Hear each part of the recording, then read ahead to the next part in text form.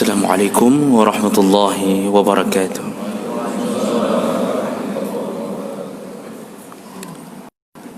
Alhamdulillahi rabbil alamin. Wassalatu wassalamu ala nabiyyina wa sayyidina Muhammadin wa ala alihi wa ashabihi ajma'in. Amma ba'd. Rabbi shrah li sadri wa yassir li amri wahlul 'uqdatam min lisani yafqahu qawli. Segala puji bagi Allah, kemudian salawat dan salam kepada Rasulullah, pada keluarga dan seluruh sahabat-sahabatnya. Jemaah subuh yang Allah muliakan, insya-Allah kita akan menyambung pelajaran kita, yaitu tentang amalan-amalan yang bisa menyebabkan seseorang diharamkan neraka untuknya. Dan di pertemuan yang lalu kita sudah membahas salah satu amalan yang menyebabkan Allah menghindarkan neraka untuk orang tersebut adalah dengan cara berbakti kepada orang tuanya. Maka gunakanlah kesempatan itu sebaik-baiknya, karena fenomenanya ada yang nampaknya saleh dalam kehidupan ibadahnya tapi tidak saleh kepada orang tuanya. Itu fenomena itu sering terjadi. Bahkan 150.000 dipinjam oleh ayah atau ibunya, dia wajibkan untuk membayarnya. Jadi ini kadang-kadang tanpa terasa menyakitkan perasaan orang tua. Jadi hal-hal yang kita lakukan di dunia ini, kalau ikhlas karena Allah dan sesuai dengan prosedur dari Allah dan Nabi, maka Allah tidak akan melanggar janji. Allah tidak akan melanggar janji. Berbeda dengan kita yang sering melanggar janji.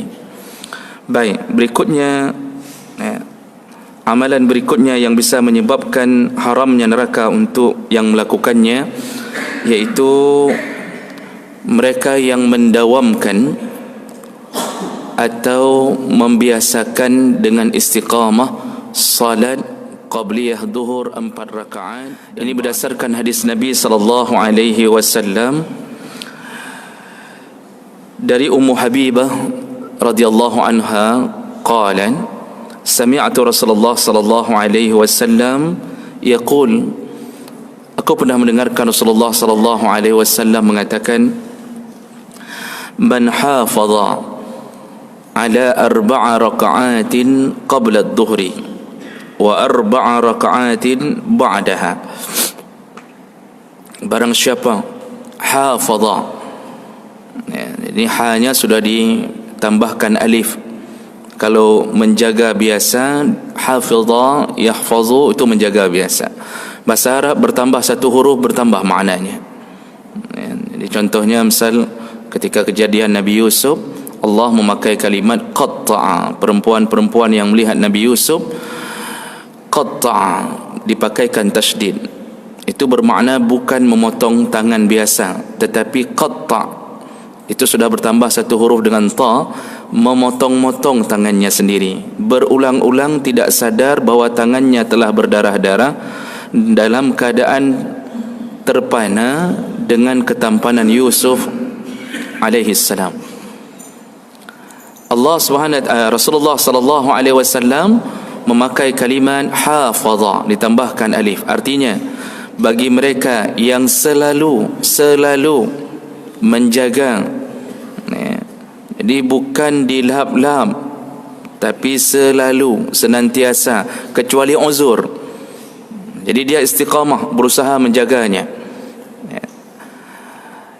Apa yang dia jaga? 4 raka'atin qabla adh-dhuhri, yang senantiasa menjaga salat qabliyah duhur 4 rakaat. Wa 4 ba'daha, dan 4 rakaat ba'daha, setelah duhur. Apa yang Allah janjikan kepada mereka? Rasulullah mengatakan haramallahu alaihi an-nar, maka Allah haramkan untuknya, haramkan tubuhnya disentuh oleh api neraka. Allah haramkan tubuhnya disentuh oleh api neraka.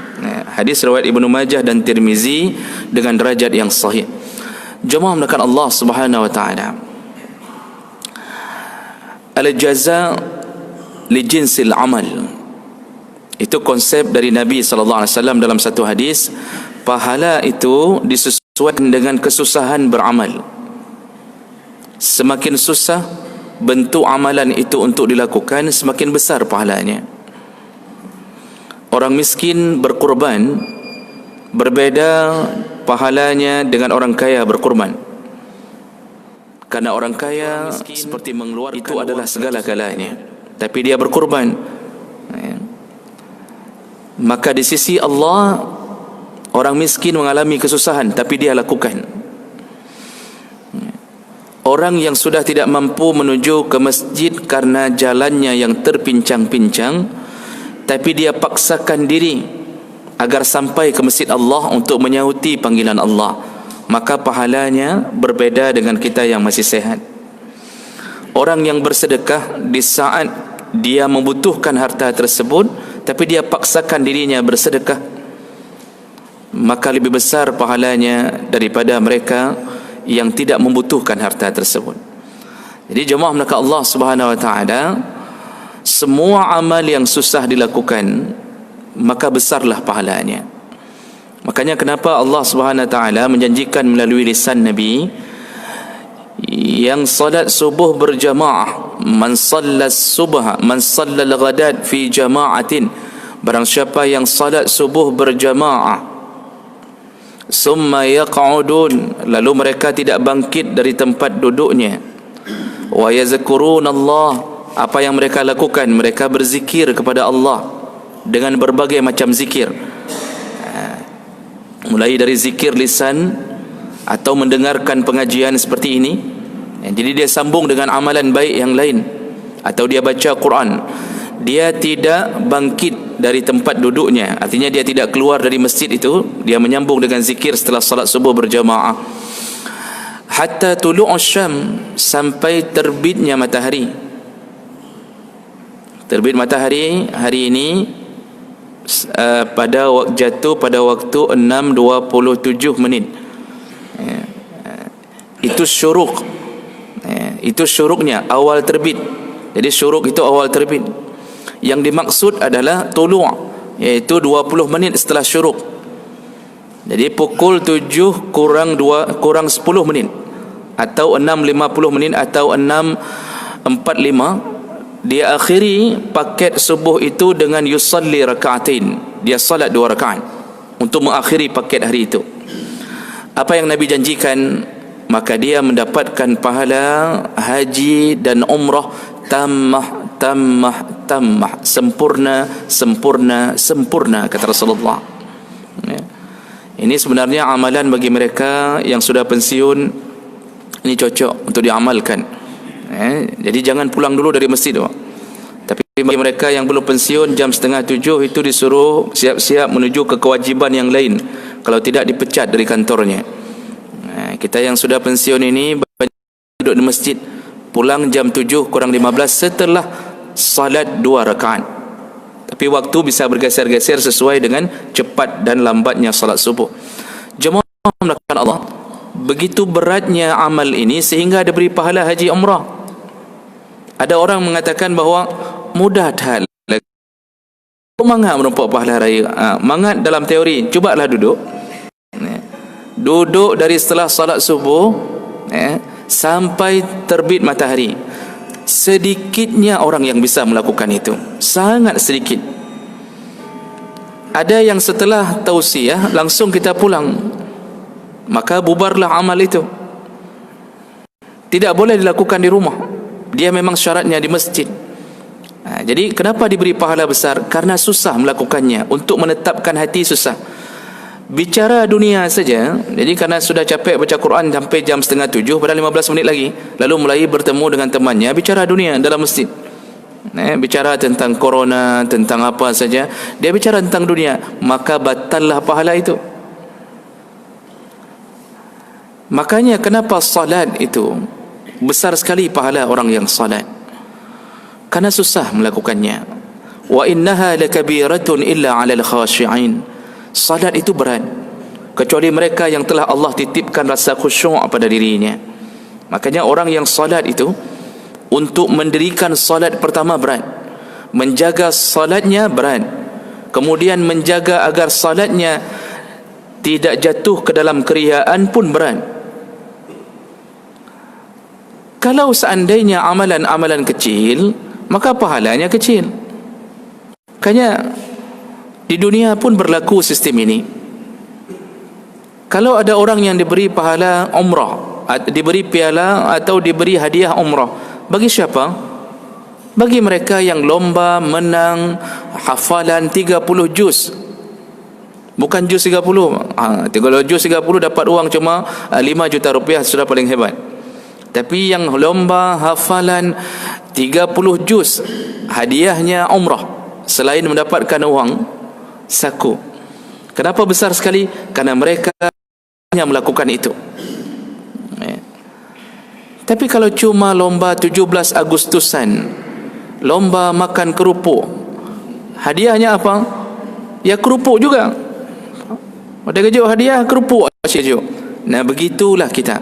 Maka hari ini kita mendengarkan dari Nabi sallallahu alaihi wasallam, barang siapa yang menjaga 4 rakaat qabla dhuhri, 4 rakaat, dan lalu 4 rakaat ba'dahu. Bayangkan orang ini melakukan 12 rakaat sekaligus, 4 qabliyah, 4 zuhurnya, 4 ba'diyahnya, 12 rakaat. Ini berat.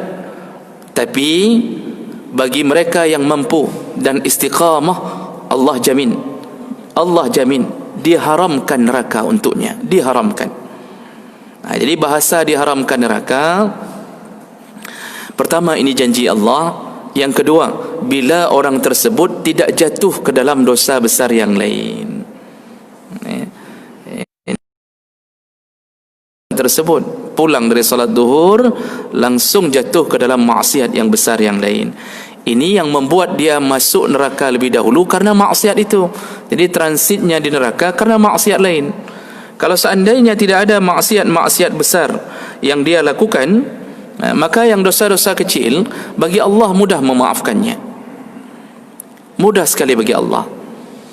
Bayangkan orang hanya dengan berpuasa di hari ke-9 Zulhijjah, ini hari ketiga hari ini, itu hari Arafah, langsung Rasulullah mengatakan dia diampunkan 2 tahun dosa-dosa kecilnya, diampunkan Allah.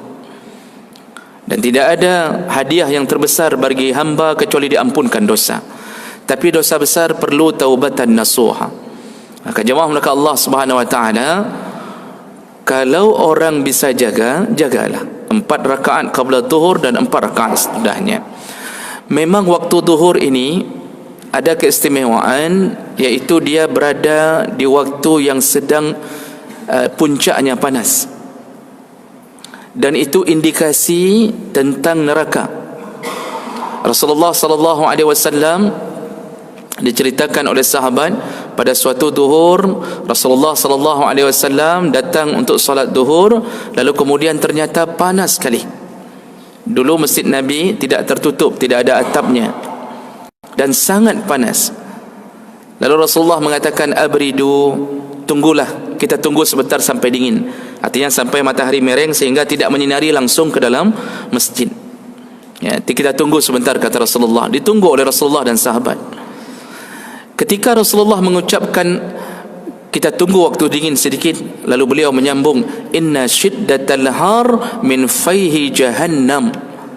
Ketahuilah wahai sahabatku, sesungguhnya rasa panas yang paling hebat ini adalah disebabkan oleh jahannam yang sedang mendidih. Jahannam entah di mana letaknya, entah puluhan juta kilometer atau ratusan juta bahkan triliun kilometer dari kita mungkin. Tapi jahannam mendidih, efeknya ada pada waktu panas, di waktu teriknya matahari, di waktu zuhur. Jadi zuhur ini adalah orang-orang yang keluar di waktu zuhur adalah orang-orang yang berusaha menahan panas di dunia, maka Allah hilangkan panas untuknya di akhirat. Dalam keadaan terik pun kita datang ke masjid, padahal di tengah jalan kita hampir tidak sanggup, tapi kita paksakan diri agar datang menghadap Allah. Maka orang ini termasuk kategori orang-orang yang berusaha berpanas-panas di dunia agar Allah dinginkan di akhirat. Jemaah maka Allah Subhanahu wa taala, kalau orang tahu dan seandainya orang melihat neraka seperti Nabi melihat, sungguh orang tidak akan pernah melepaskan dirinya dari Allah Subhanahu wa taala. Dalam hadis riwayat Muslim, jangankan kita sesama neraka saja tidak tahan, Pak. Jangankan kita nanti dicampakkan ke dalam sesama neraka. Kenapa disebut sesama neraka? Neraka itu ada dua, Pak. Neraka yang pertama neraka panas, dipakai dengan kalimat nar, naru jahannam. Itu ada beberapa pintu. Itu neraka panas. Panasnya disebutkan dalam hadis itu berulang-ulang dipanaskan Allah, mulai dari api putih dipanaskan lagi menjadi api merah, dipanaskan lagi pertama kuning, putih, kuning, kemudian merah, dipanaskan lagi menjadi api biru, dipanaskan lagi menjadi api hitam. Jadi neraka itu bukan merah bentuknya, hitam. Dalam hadis, suasana neraka apinya api hitam, api yang paling panas di antara semua api. Itu model neraka pertama. Tapi ada neraka kedua yang Allah sebut dalam Al-Quran dengan bahasa zamharira. Apa itu neraka zamharira? Yaitu neraka yang sangat dingin. Bagaimana panasnya neraka, begitulah dinginnya neraka ini. Dalam hadis Rasulullah menceritakan, ketika dicipta neraka panas dan neraka dingin, lalu kemudian neraka ini datang kepada Allah, mengadu kepada Allah. Mereka mengadu kepada Allah, ya Allah, kami saling memakan di antara kami. Kami tidak tahan, ya Allah. Yang panas memakan yang dingin. Artinya yang dingin terasa terganggu dengan neraka panas. Yang neraka panas pun terasa terganggu dengan dinginnya neraka zamharir ini. Mereka mengadu ke Allah. Sesama neraka tidak tahan. Rasulullah menyambung ceritanya dengan mengatakan, Allah kemudian berkata, baik, kalau begitu mulai hari ini kalian tidak dihidupkan secara bersamaan, tapi digilir oleh Allah Subhanahu wa taala. Artinya puncak panasnya yang digilir. Mereka tetap ada, tapi digilir puncak panas dan puncak dingin. Mulai sejak saat itu, kata Nabi, terciptalah dua musim di dunia. Musim panas di saat bergolaknya Jahannam, dan musim dingin di saat bergolaknya Zamharira. Maka bergantilah musim. Na'udzubillah, kalau sesama neraka tidak tahan untuk menghadapi siksa sesama mereka, maka sungguh manusia benar-benar berani kepada Allah di saat dia meninggalkan amalan-amalan yang wajib, lalu tidak berusaha untuk masuk surga ketika diberikan kesempatan yang sunnah. Kita diberi umur oleh Allah, tapi kemudian Allah mengatakan innal insana lafi khusrin, sesungguhnya manusia benar-benar merugi. Benar-benar merugi, kata Allah.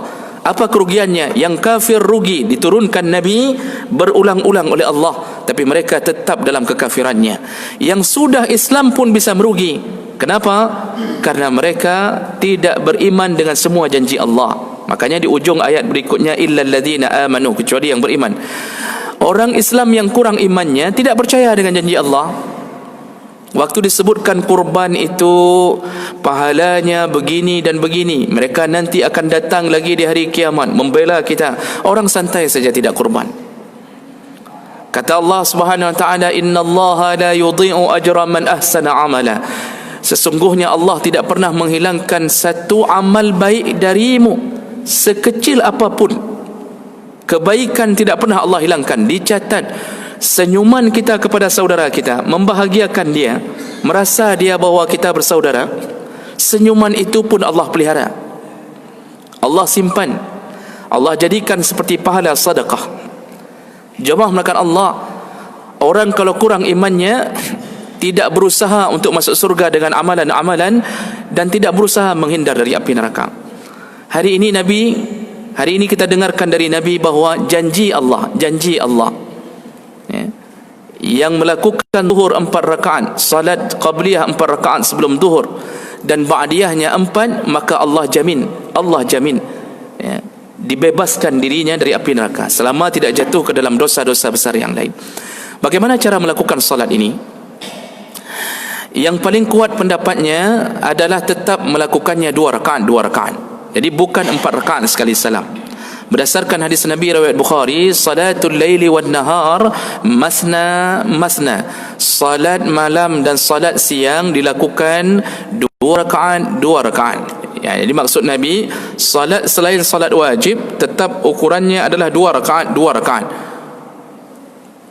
Maka salat tarawih 4 rakaat sekali salam itu tidak kuat, Pak. Walaupun ada pendapat itu, yang paling kuat tetap 2 rakaat. Jemaah melakukan Allah. Salat zuhur ini metodenya ada 3 cara salat qabliyah dan ba'diyah. Yang pertama 2 rakaat sebelumnya dan 2 rakaat setelahnya. Ini yang asal salatnya, dan ini adalah salat termasuk sunnah muakkad. Salat yang termasuk sunnah muakkad. 2 rakaat sebelum, 2 rakaat sesudah. Rasulullah sallallahu alaihi wasallam menyebutkan barang siapa yang mampu menjaga 10 rakaat mengiringi salat rawatib, maka dia telah melakukan yang muakkad, yang terbaik. Jadi yang muakkad dalam qabliyah dan ba'diyah ini, yang 10 adalah 2 sebelum zuhur, 2 sesudah zuhur, 2 sesudah maghrib, 2 sesudah isya, dan 2 sebelum subuh. Ini yang muakkad. Selain daripada itu ghair muakkad. Qabliyah maghrib ghair muakkad, qabliyah asar ghair muakkad. Kalau ba'da asar memang tidak dibolehkan, ba'da subuh tidak dibolehkan, kecuali setelah melewatinya matahari. Nah, jadi yang qabliyah sebelum isya juga tidak muakkad, artinya berpahala. Cuma kalau disuruh jaga, pilih yang 10. Maka Rasulullah menyebutkan dalam hadis ini, yaitu 2 sebelum dan 2 sesudah zuhur. Ini cara pertama melakukan salat pengiring rawatib zuhur. Cara kedua, 4 rakaat sebelum zuhur dan 2 rakaat sesudahnya. Ini berdasarkan keterangan Aisyah bahawa Rasulullah ketika sebelum keluar menuju ke masjid, karena rumah Aisyah bersama Rasulullah itu ada di belakang masjid, bertempel di mihrabnya masjid, hanya buka gorden langsung bisa masuk ke masjid. Kata Aisyah, aku melihat Rasulullah sebelum keluar salat zuhur, beliau salat 4 rakaat di rumahnya. Lalu beliau menuju ke masjid, beliau salat wajib menjadi imam, pulang beliau masuk lagi ke rumahnya, lalu beliau melakukan 2 rakaat setelah zuhur. Ini kebiasaan Nabi sallallahu alaihi wasallam untuk mencontohkan ada cara lain. Jadi kadang-kadang Nabi melakukan satu perkara lalu melakukan perkara yang berbeza, itu untuk menunjukkan kepada umat bahawa boleh dilakukan. Dan cara yang berikutnya, mohon maaf, tadi yang kedua tadi ini, 4 sebelum dan 2 sesudah, ini termasuk jaminan yang lain kalau bisa bersambung dengan sisa yang tadi muakkad, tadi 10. Tapi kalau bisa menjaga tambah 2 rakaat lagi sebelum zuhur, menjadi 12. Jadi 4 sebelum zuhur, kemudian 2 sesudah zuhur, sudah 6. Lalu kemudian ba'diyah maghrib, sudah 8. Ba'diyah isya, sudah 10. Dan 2 rakaat sebelum subuh, sudah 12. Yang menambahi 2 rakaat lagi, yaitu yang dimaksud tambah adalah 2 rakaat sebelum zuhur. Apa kata Rasulullah? Yang menjaga setiap hari 12 rakaat mengiringi salat rawatib, kujamin, kata Rasulullah, kujamin dia akan dibuatkan rumah di surga untuknya. Tapi syaratnya istiqamah, bukan suka-suka. Ketika keluar gaji, Masya Allah, salatnya luar biasa, atau begitu hari-hari sempit dia tidak salat lagi. Ini tidak dapat. Jadi bukan kambuhan, memang selalu menjaganya, selalu. dalam keadaan apapun, baik dalam keadaan marah, tidak marah, dalam keadaan ribut dengan isteri atau sedang berbahagia, dia tetap menjaganya. 12 rakaat dijamin dibangunkan rumah di surga Allah. Nah, cara yang terakhir adalah cara yang disebutkan Nabi ini, iaitu 4 sebelum dan 4 sesudah. Maka apa jaminan Nabi? Diharamkan tubuhnya disentuh oleh api neraka Allah. Jemaah melakukan Allah Subhanahu wa taala. Dan perlu kita ketahui sebagai penutup tausiah kita, duhur ini selain mendapatkan fadilah-fadilah tadi, Rasulullah sallallahu alaihi wasallam pernah berkata bahawa duhur itu adalah waktu dibukanya pintu langit. Berdasarkan hadis Nabi dari Abdullah bin As-Saib radhiyallahu anhu, bahawa Rasulullah sallallahu alaihi wasallam ketika menunaikan salat duhur, lalu beliau berkata, innaha sa'atun tuftahu fiha abwabus sama'. Ketahuilah bahawa waktu duhur itu adalah waktu dibukanya pintu langit. Wa uhibbu an yas'ada li fiha amalun salih. Dan aku ingin ketika pintu langit itu terbuka, amalku diangkat Allah Subhanahu wa taala. Jadi maksud Nabi, kelebihan waktu duhur adalah salah satu waktu yang dibukanya pintu langit. Maka mereka yang hari ini masih sehat badan, sehat pikiran, jangan tinggalkan duhur berjamaah. Keluarlah dari kantor-kantor sebentar, tinggalkanlah semua pekerjaan sebentar saja. Sebentar saja. Allah hanya minta waktu 15 menit. Pimpinan yang baik di kantor yang memberikan kesempatan pada anak buahnya untuk segera melakukan salat duhur. Dan ketika mereka kembali, maka akan berkahlah gaji mereka, berkahlah segala-galanya. Pimpinan yang buruk adalah yang menahan-nahan anak buahnya untuk tidak melakukan salat berjamaah dengan alasan mengejar kerja di kantor. Maka tunggulah, Allah akan perburuk keadaannya. Allah akan cabut keberkahan dalam rezekinya. Jadi jemaah melakukan Allah, ketika duhur datang berjamaah, lalu tadahkan tangan kepada Allah, mohonlah segala-galanya. Di waktu teriknya matahari, kita bermohon kepada Allah, dan itu menyebabkan Allah sayang, karena Allah di saat itu membuka pintu langit dan menerima segala-gala dari seorang hamba yang ikhlas menghadap Allah Subhanahu wa taala. Inilah yang perlu kita kuatkan kembali, iaitu tentang janji Allah, janji Nabi di atas amal ibadah yang diharamkan neraka bagi mereka yang melakukannya. Mudah-mudahan pengetahuan ini bermanfaat, dan semoga Allah memberi kita semangat, ringan langkah, ringan kaki untuk melakukan semua yang telah diberi janji oleh Allah dan Nabi. Asyhadu an la ilaha illa anta astaghfiruka wa atubu ilaih. Wassalamu alaikum warahmatullahi wabarakatuh.